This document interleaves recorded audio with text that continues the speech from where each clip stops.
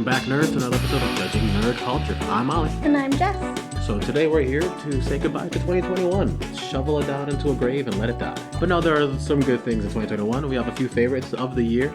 Not all things that we, talked about, but still things we liked in general. So we're gonna just go over our 3 favorite things of the year. So, would you like to start? Sure. So give me a second. Starting with movies. A lot of good movies have come out this year. A little scattered, I think, just because of COVID, and not a lot of movies were able to be made in the last couple years. At least not as many that we are used to. I was stuck between a few movies. I think my favorite this year, though, has been Spider-Man. It's not surprising. It's like the big movie of the year. It's probably one movie of the year or something like that. But it was a hard choice to make. We did recently see Encanto, and that was a really great movie. Quiet Place 2 came out earlier this year, as well as Antlers, which are, again, 2 really good movies that came out. But I think Spider-Man No Way Home was my favorite, just because normally I am more of a there goes Mabel. There's the cat. I'm more of a horror movie fan. So, if I had to choose between Antlers and The Quiet Place 2, probably Quiet Place 2. But overall, Spider-Man had, more of that epic feeling, and we got to see all of the Spider-Men together. And it was just really heartwarming and really nice, and I really enjoyed it. So I think that would be my favorite movie of the year. Honestly, least favorite movie? I can't really think of a least favorite movie. Maybe the... What about most disappointing? Most disappointing would be The Matrix. Nah. But, it's good. It's good. But it's, I don't think not what I was thinking it was going to be. Which isn't, it's a good movie, just not what I think I was hoping for. Mm-hmm. But the after movies also had their 3rd movie, I think, drop this year. After? The movies that are based off of a Harry Styles fanfic. Oh, God. They also had their, I think, 3rd movie, After We Fell. I think that movie came out. So and all those movies, yeah. No. I know it came out. But I'm assuming... But it's the worst. That is the worst, yes. That is a fair assumption. That is a good assumption, actually. But, I've seen bits of it, and it's just really awful. Assumed worse is After We Fell. And then most disappointing would be Matrix. Shang-Chi was pretty far up there, but I think Spider-Man and Quiet Place were my favorite movies of this year. Mm-hmm. Very good. I also have been really busy this year, so I haven't watched a lot of movies or played a lot of games. So these are based off of movies that I have solely seen, and not, based off of popularity or anything. Yeah. Well, Spider-Man is a little bit based off popularity, but what I mean is, my 3 things, my favorites this year are only going to be based off of my personal gnosis and things that I have watched and read and listened to, because I have not had a big opportunity. Yeah. So. No, this is incredibly subjective. This is our favorites of the year. But no, since you already started with movies, I might as well throw in my thought on that. My personal favorite of the year, in terms of movies go, is Encanto. I genuinely loved it. It tickled me in just the right place, and it was. I don't know. It wasn't what I was expecting it to be, and in the best way. It really was something. And some of those songs were just so good. um, I would have to say the most disappointing movie is also, actually, no. So another one that I was thinking for favorite movie was going to be Antlers, because I really liked Antlers. Like, it was very good. But it is in no way what I expected it to be. Like, I was getting ready for like a real spooky creature feature. Yeah. And it was not that at all. So in terms of disappointment, that was very disappointing. Like, it was a completely different movie. So Antlers might be close to my favorite and also most disappointing movie of 2021. Fair enough. And I mean, no one can beat After as the worst movie of 2021. Yeah, I mean, I'm sure there's movies out there we have not heard of that, are contenders, but those movies are somehow worse than 50 Shades of Grey. Well, I think it's so difficult because, like, 50 Shades of Grey, it's just 50 Shades of Grey for a younger generation. That's basically what he is. His name is Harden. For God's sake, his name is Harden. Yeah. Well, here's the thing. 50 Shades of Grey is like, we're gonna take this kind of niche kink culture and try and make a movie out of it, and the people who made it have no idea what the fuck they're talking about, so it was bad. Mm-hmm. The after movies, the little bits that I've seen, because I've seen you watch people watch them. So those bits that I've seen, it just looks like a genuinely bad relationship with no pretext of like, we're trying to understand a culture we don't know. They're just bad. They're just a bad relationship. Yeah, it's just a bad relationship. Like, she will go visit, like, her mom or something, and he'll get mad because he's jealous that she's spending time with her family or her friends and not him. And he acts like a real big old baby. Yeah. And, like, he gets mad at her because she wants to go, like, she has this huge opportunity to take another step towards the things she wants in life and to, like, succeed. And he gets mad because it means she has to, like, move. And he gets, like, furious, like, throwing a tantrum, angry. He's like, but what about me? And it's like, well, bro, you're sloppy rich.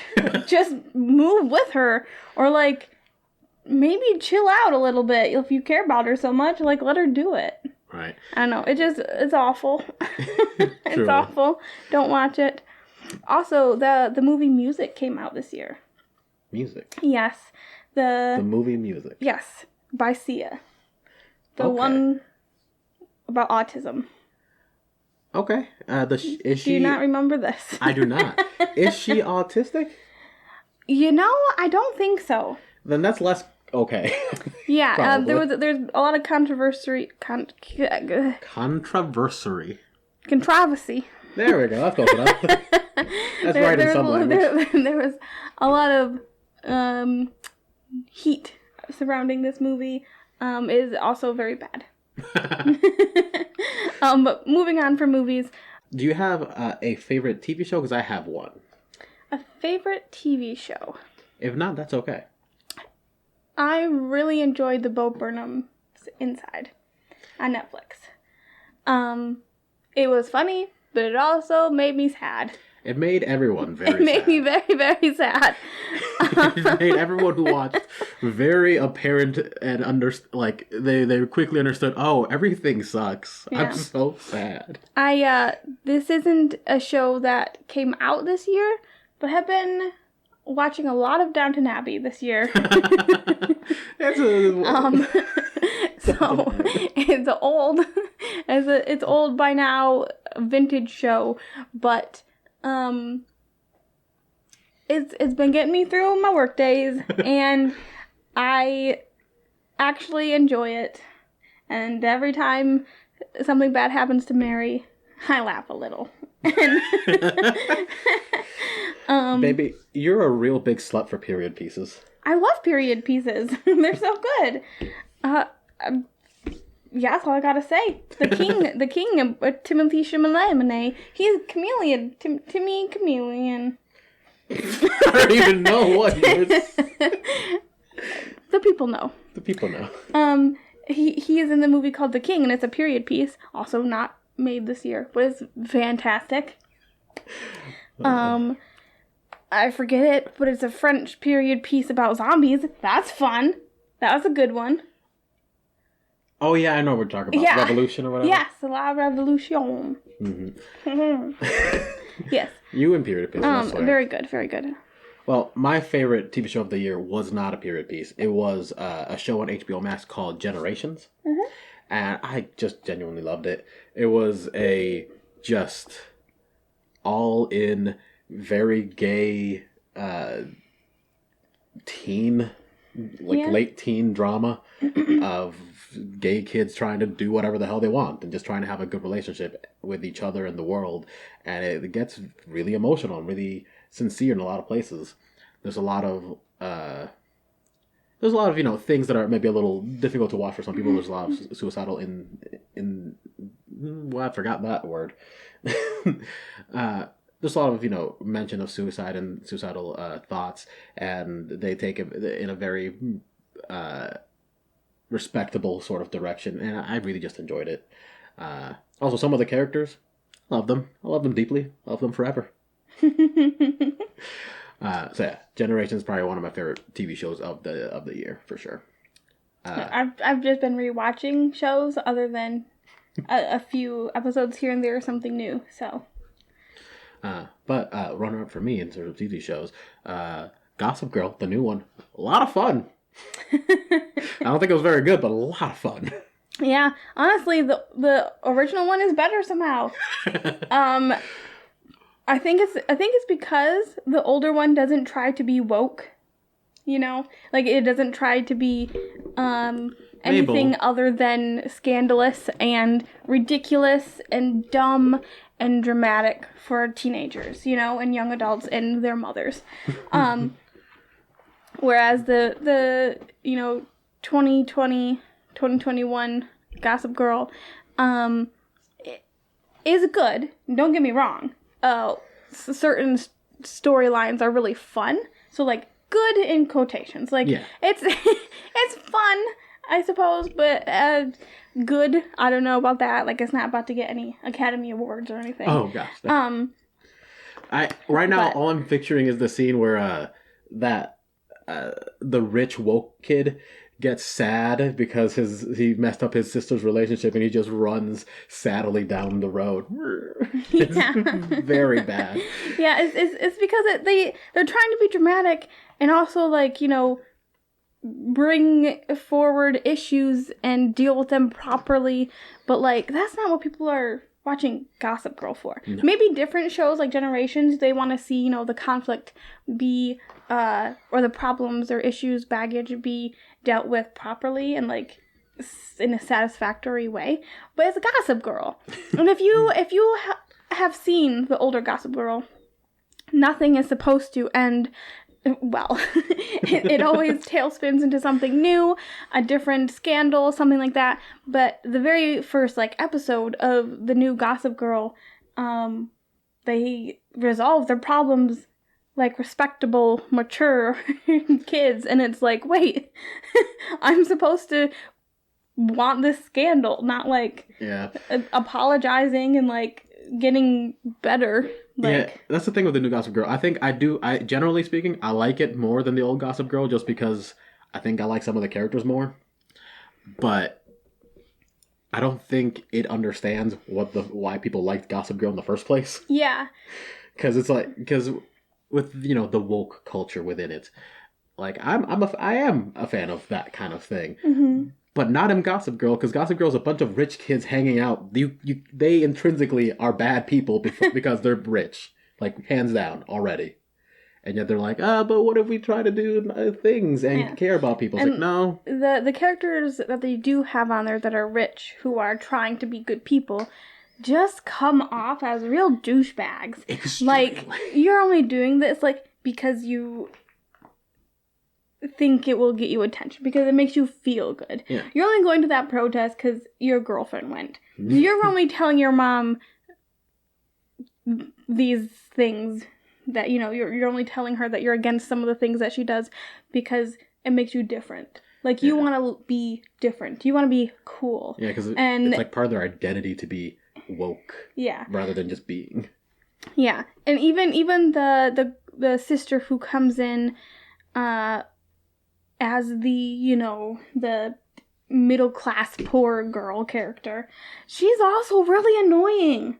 Yeah, well, because it's like she's so smart and she's so woke and she's so better than all the other characters, and it's like, okay, well, it's getting to a point where you're just exactly like them. yeah. Also, she's not middle class. Her dad is a successful lawyer.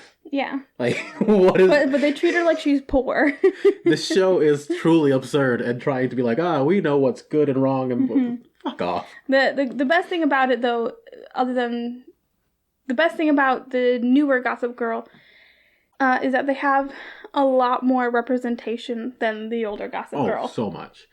Infinitely more. The older Gossip Girl was definitely the height of no homo, like, look at all these white rich people. Hey, there's the token black friend. Oh, wait, she's not in the series anymore? Okay.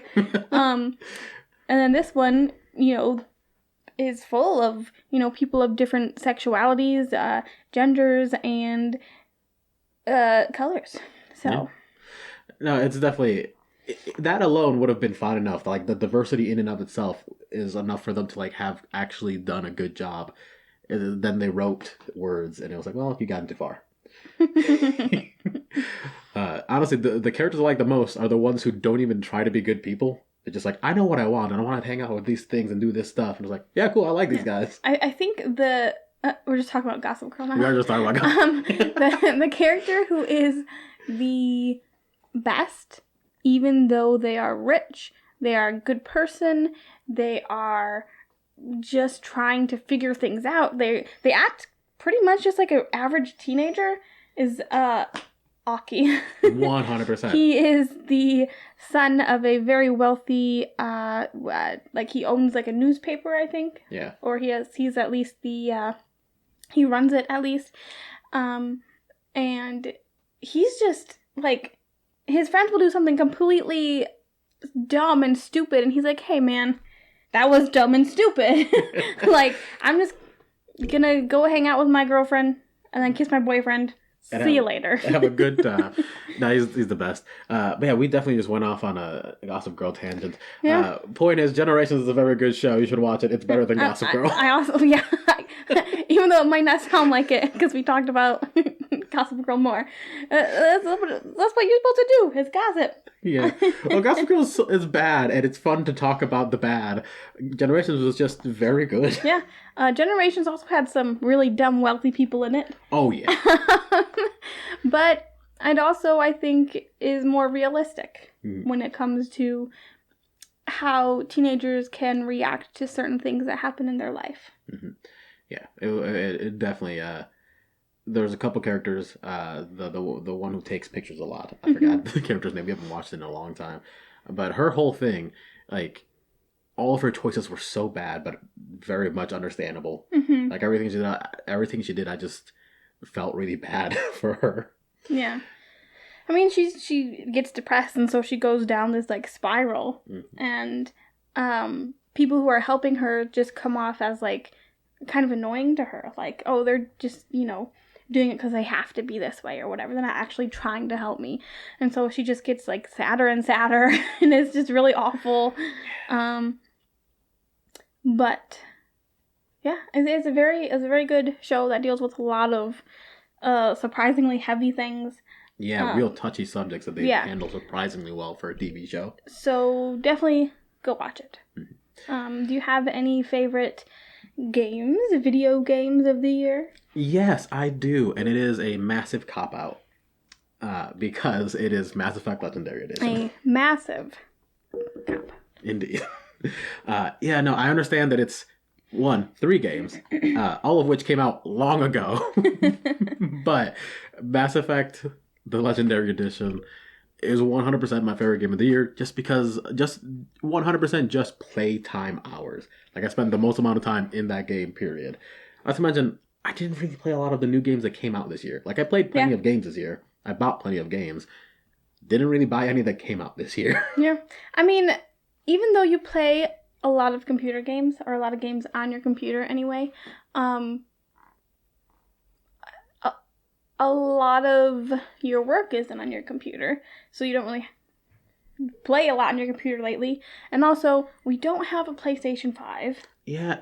Which really sucks, because there's a few games on there that I know you would love to play. Returnal, Demon Souls. I would like to play Deathloop on it, because I imagine it looks better, feels better, plays better. I mean, I just want to play it. I just want a PS5, guys. Anybody want to buy us a PS5? Yeah. Mass Effect, though,